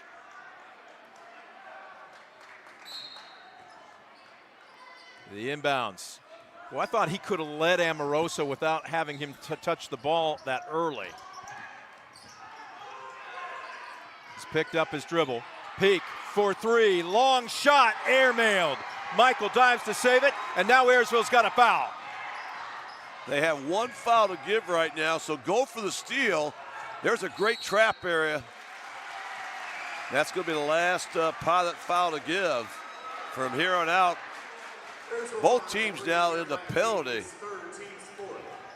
If you're wondering, Holgate on the season, a 65% free throw shooting team on the season. Well, this is interesting because your best free throw shooter is your inbounder right now. So you could take a risk here and foul virtually anybody else on the floor if you're Ayersville. Instead, they let him get it right back to him. Surprised, because that's usually where the pass goes, wow. To the inbounder. Well, now he gives it up. Now you could foul here, but you got to do it soon, and Michael does. That's his fourth. Yeah, you still have time. I think it's probably more important right now. You want to try to foul the right guy. You don't want to necessarily just foul the first guy that's got the basketball, especially if he's the guy shooting north of 70%. Well, right now, Hartman is a 63% free throw shooter, so about a 10% difference. Pressure situation. Check that this is Miller, and his first is through. Yeah, Miller, a 71% free throw shooter, so certainly a guy that Coach Jackson wants to have the ball in his hands. And wow, that's big right there. Makes it a two-possession game. Now Holgate would love to sub after this made free throw. Ice water in his veins. Offense, defense. A two-possession game now as Meyer will check out. Engel will check in. Ayersville's got to go. And Ayersville still doesn't need a three. They just need to get a basket, make this a one-possession game, set up some full-court pressure. Off the screen. Back to Michael. Crosses over. Precious seconds ticking off the clock. Amoroso for three. Nothing doing. 36 seconds left. Carter Michael has just fouled out.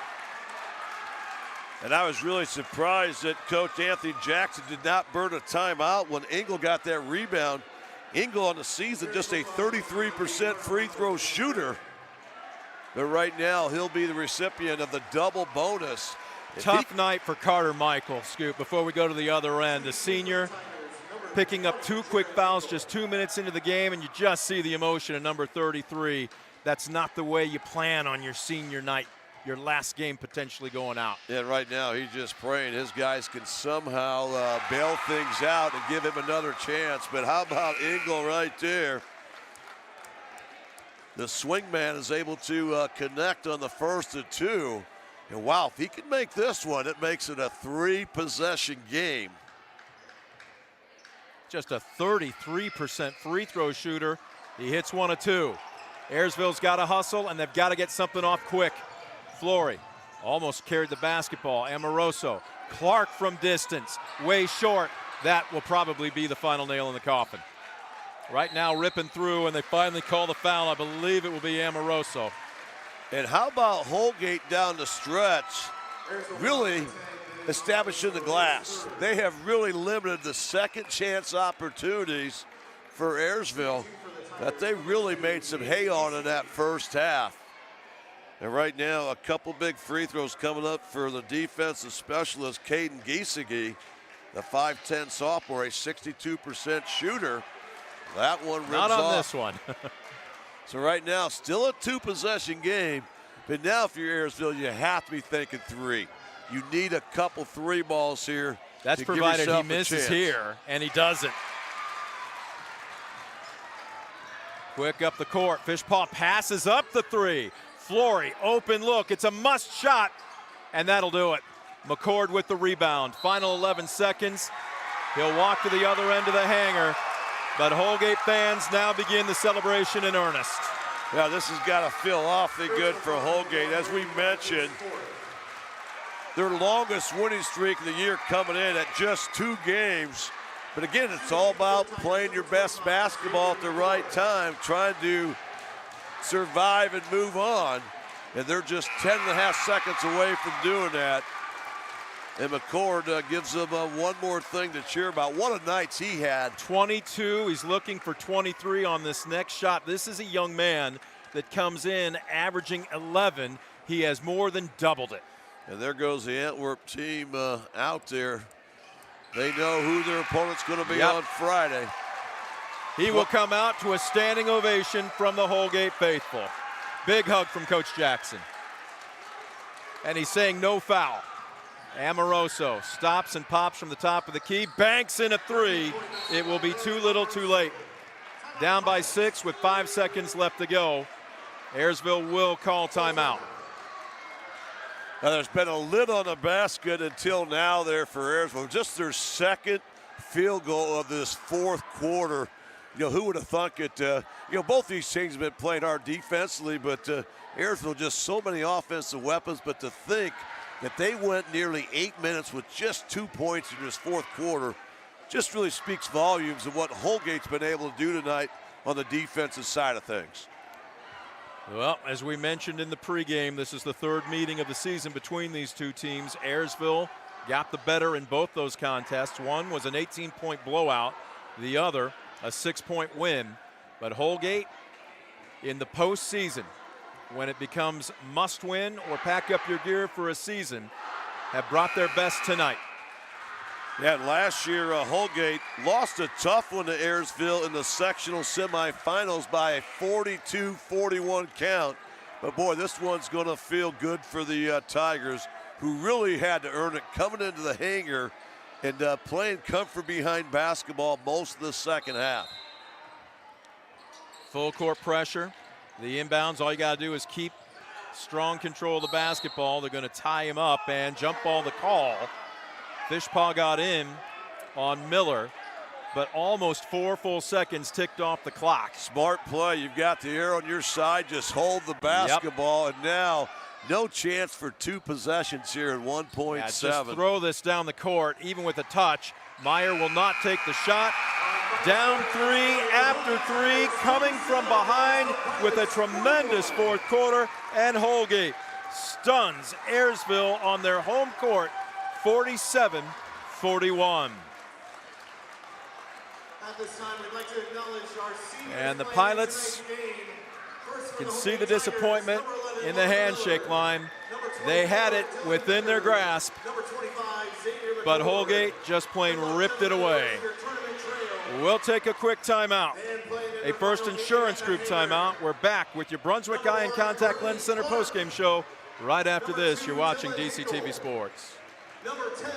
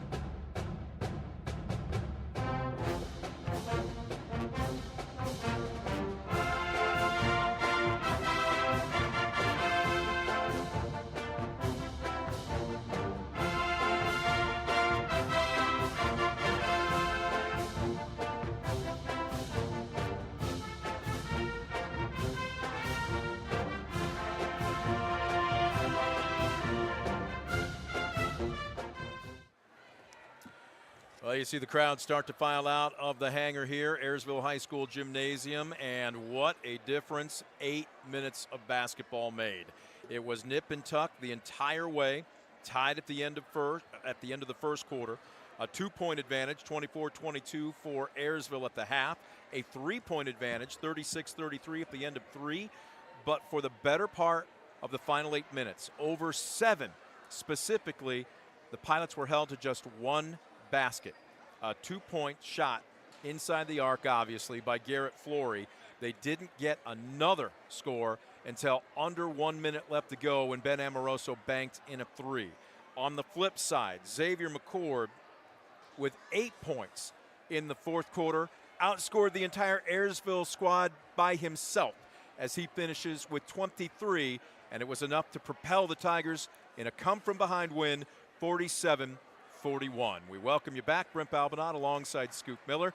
Scoop, there's always that bittersweet moment where one half of the gymnasium celebrates because they know they just earned the right to jump on the bus one more game. The other understands it's over. This form, this version of their team will never take the court again. And unfortunately for Dave Retcher and Logan Wolfram's crew, that would be the Pilots this evening. Yeah, what a disappointing end for Ayersville. They left it all out there. You have to give Holgate so much credit. They stayed the course. You know, wasn't a lot of separation either way going into that fourth quarter. But Holgate, I thought the difference, Brent, they just kind of dominated the glass there down the stretch. After being out-rebounded in the first half, I had unofficially Holgate out-rebounded Ayersville 15-7 in that second half. And what's even more impressive, I only had Ayersville for one offensive rebound the entire second half. And that was a big part of their offense, I thought, the first half. It wasn't just who scored, it was who didn't score. Carter Michael, Ayersville's leading scorer at just over 11 points per ball game, picked up his second foul just 2 minutes into the contest. He sat the remainder of the first half. He gave it his best shot, but Scoop, he was just out of rhythm for the final 16 minutes. Yeah, that's impossible to do just about when you sit for 14 minutes and you have the halftime break, and then you got to come out and really try to get a full game's worth in when you only played a couple minutes. It just made it tough. But again, credit Holgate. You know, they're the ones that kind of got them in that foul trouble right away. They took advantage. They were able to exploit some things there tonight, I thought. And, wow, what an impressive win coming in here to the hangar and pulling off the upset against the higher seed. I believe we may be getting Coach Jackson if he's willing to come up. We'll wait and see. We will keep it here as we continue to roll through our postgame show. Let's get you your Mark Moats Ford stat summary.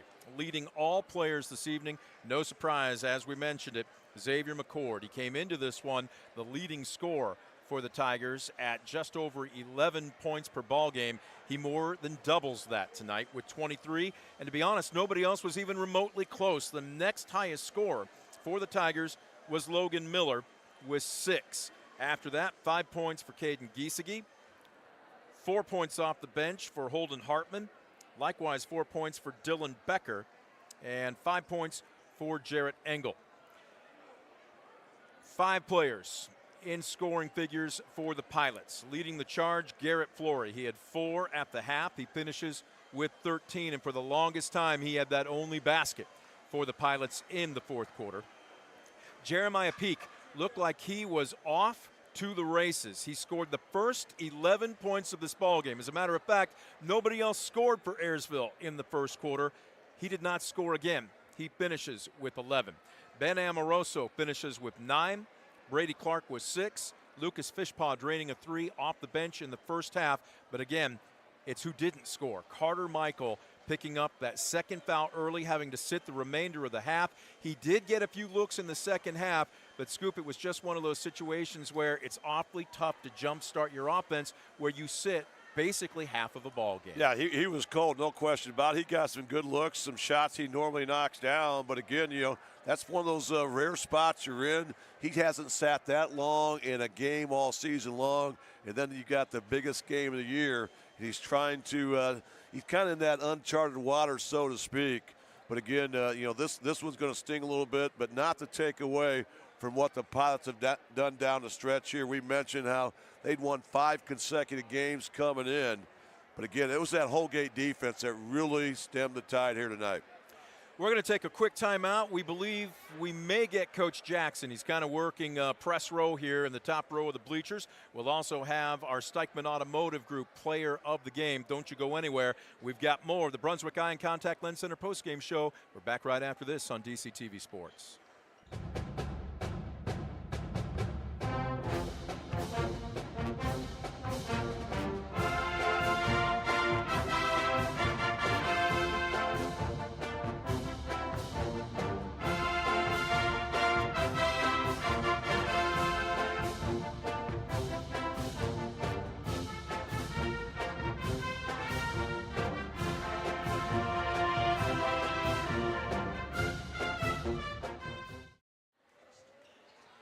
welcome you back as the Brunswick Eye and Contact Lens Center postgame show continues as we are back at the hangar. Brent Balbinot alongside Scoop Miller. 47-41 as Holgate makes the third time a charm against the Ayersville Pilots, and they did it when it mattered most in the first round of the postseason.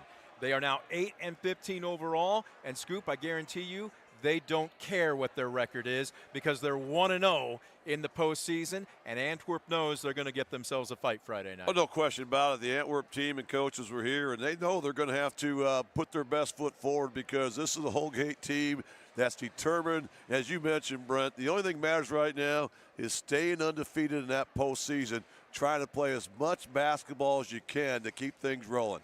On the flip side, the Pilots will wrap up their season at 11-12 overall. They finished an even 500 at 4-4 in the GMC.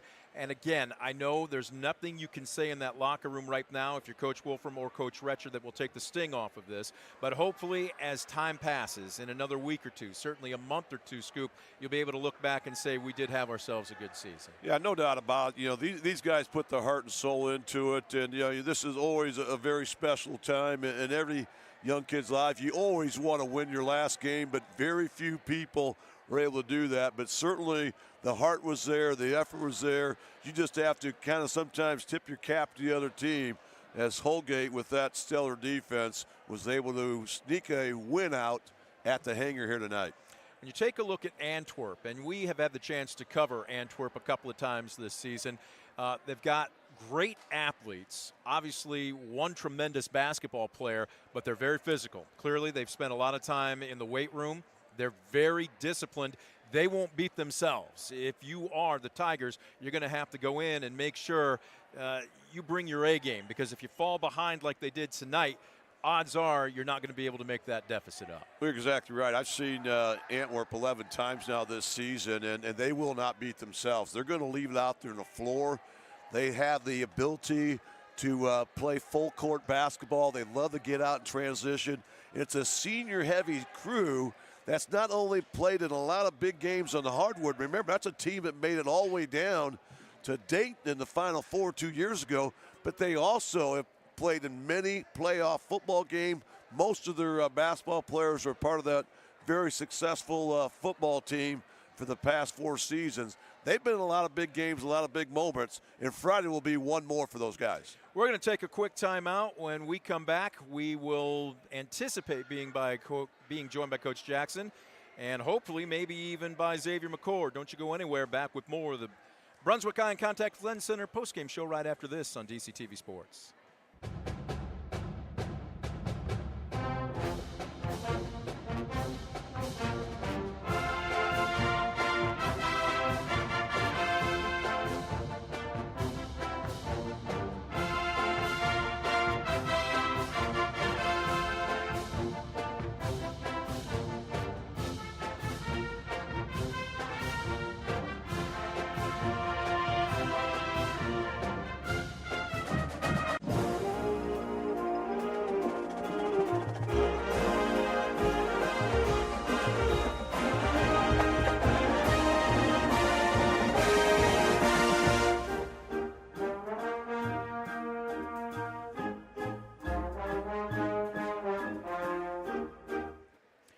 We welcome you back as the post-game show continues, brought to you by the Brunswick Eye and Contact Lens Center as the hangar. There's still a buzz here, and it is Holgate fans that are doing the buzzing as they come from behind, and it's just a tremendous fourth quarter for a 47-41 win over Ayersville. They say survive and advance, and that's what they've done. You've earned the right to wear the uniform one more time. He's smiling at it right now as I look down. Xavier McCord finishes with 23 points this evening. First things first, congratulations to you. Thank you, sir.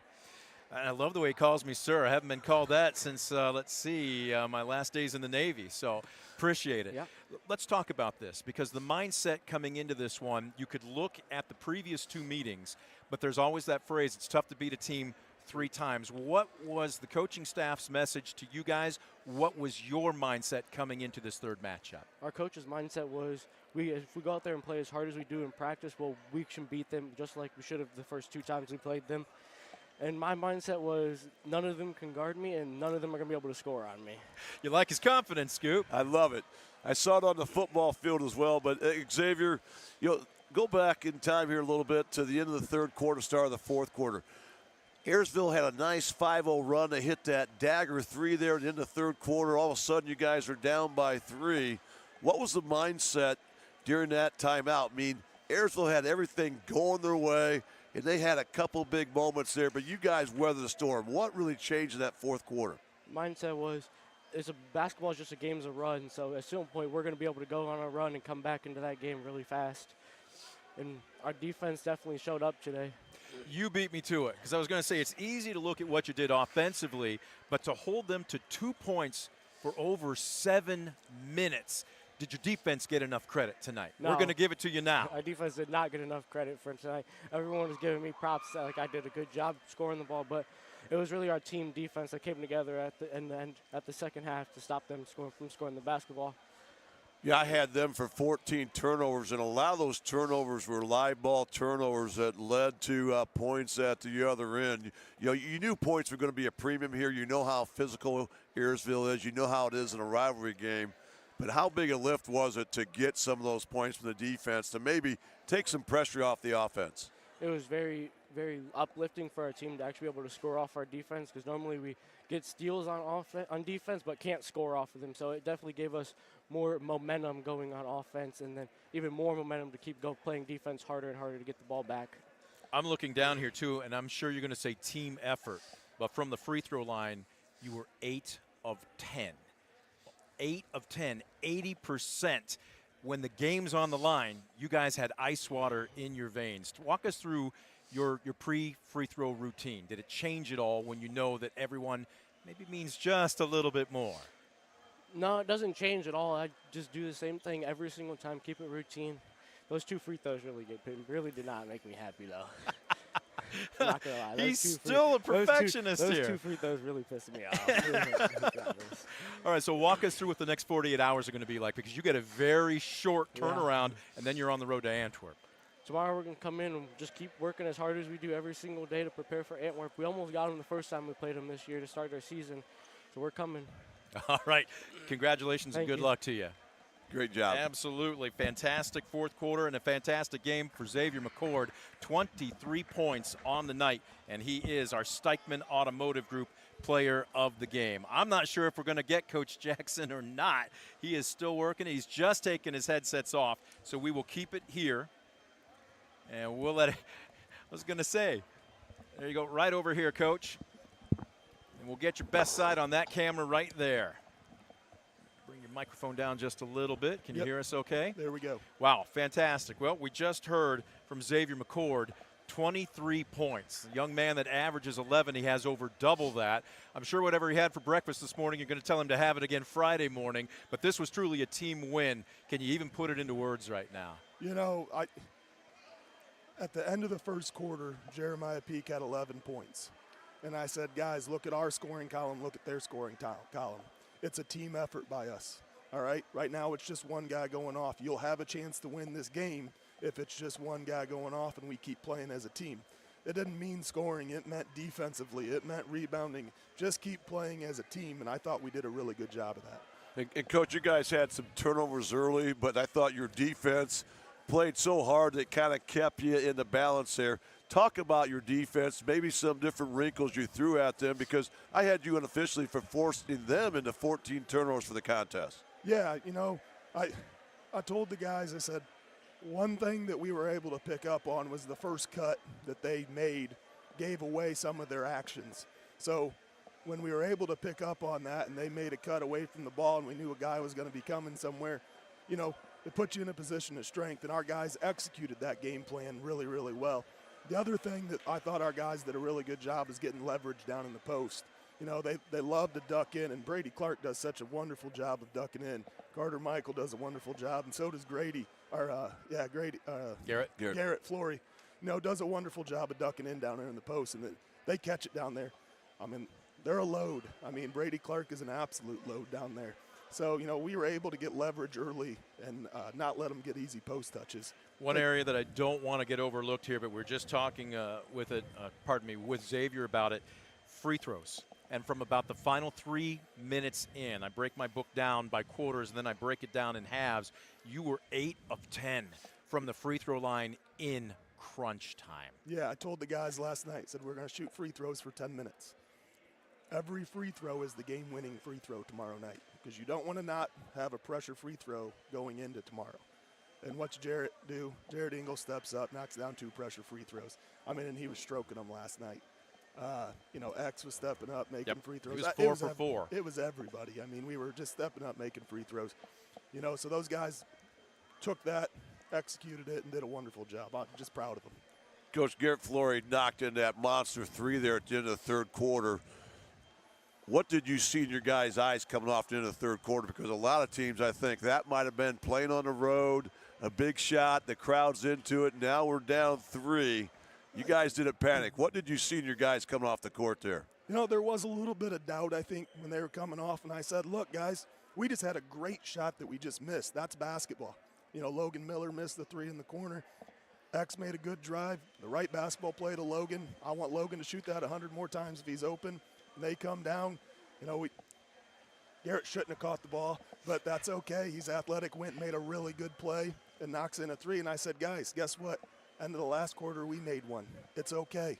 It happens. Just believe and stick together as a team. So, speaking of believing and sticking together, you've earned the right to put the uniform on one more time. Antwerp, tremendous overall athletes. They've got a tremendous basketball specialist. They won't beat themselves. Walk us through what your operation's going to be over the next 48 hours. Prep, film, prep, film. Are you going to sleep Is at there all? sleep in there? And I've had some kind of bug. I don't know what it is. So, it doesn't matter this time.